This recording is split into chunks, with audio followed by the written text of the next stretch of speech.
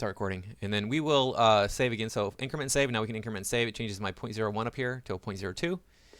We have to do the wings. So the wings are going to be relatively easy. They're these weird shapes here. I can make a plane. I can make a... Yeah, I'll make a plane for them. I'm going to change my divisions here to 3 by 3. And then I'm going to go with my... I can't remember which one it is. Height? Nope. Width.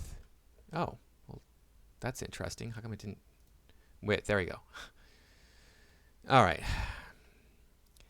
So it looks like our width is going to need to be a lot shorter than it is. It's right now at 8.8. Let's go with 7. That's probably fine. And we'll change the width to 2.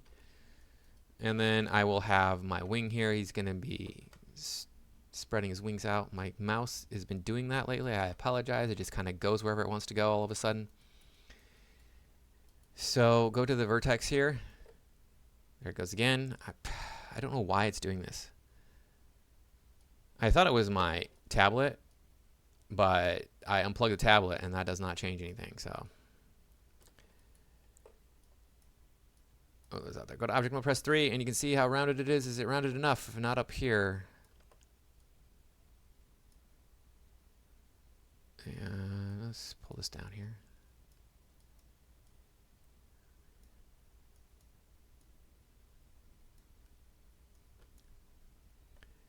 Okay, there my mouse goes again. I'm sorry. I don't know why it's doing this. I think I need a new mouse. I don't know.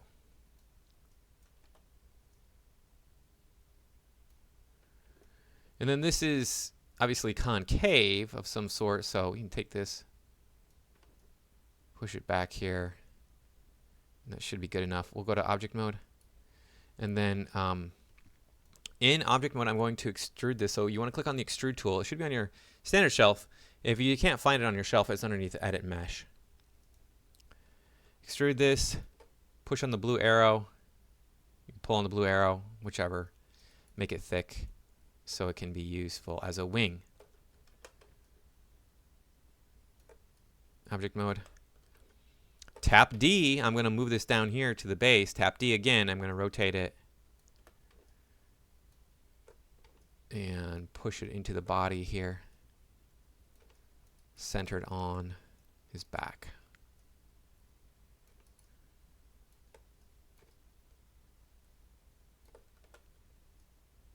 There you go. Cool. And then I have the thinner wing, which I can't see that well. Okay, it's a teardrop shape. It's spread out, and I'll make a plane for that one. And again, I'll just go with 3 by 3. I think that's going to be enough for this. And the length is probably about the same. So we just did like a 7. We'll do 7.5 or something, maybe a little bit longer. And then vertex, scale this out, scale this, make that teardrop shape, scale this, object mode 3, edge, pull this, you got the teardrop shape, more or less. Got a vertex here.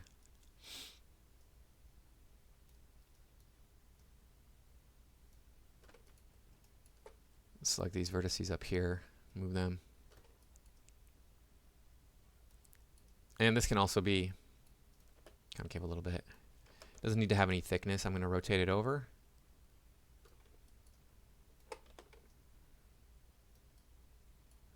It looks like the teardrop, from the side view, it looks like it comes down like this, which is fine. I'm sure it probably does. These wings are kind of all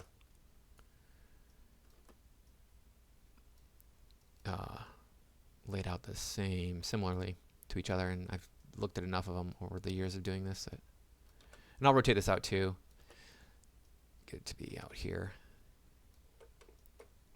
Tap D, I can move this over to the base. It'll be a little bit easier to deal with. Rotate it down. Cool. So now that I have everything, I can duplicate everything over, and I can curve the antenna and then duplicate that. So I'm going to select this, hold shift, click on the legs. These are already groups. In fact, we can go to our outliner here, go to the outliner. And here's my groups. Are those my legs? Those are all my legs. Plus, hold control to click on those, or you can hold shift in this case. Hold control to click on the eye, or not. Hold shift to click on the eye. And the 3D view, hold shift, hold control over here in the outliner.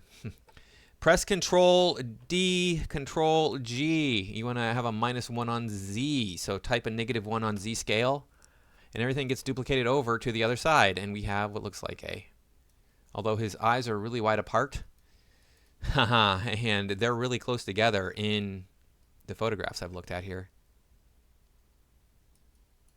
And this is not as, come on, this is not as high. Up. It's down there. All right, so then the antenna, I said we were going to curve that. So what I want to do is I want to go to object mode here. I want to select the whole of the antenna. I can combine it, hold shift, right click, combine, and then go to deform. And then go to nonlinear and bend. And it looks like it's set up right. We've got to change the curvature here. So over here in the channel box, make sure you have your channel box open. Click curvature. And then you middle click and drag. And if it does that, if it's the wrong orientation, simply rotate it. So it's going to be rotated on Y. So I'll just type in 90 on Y. And then I'll try doing my curvature again. Click curvature and then middle click and drag. You see it goes the other way.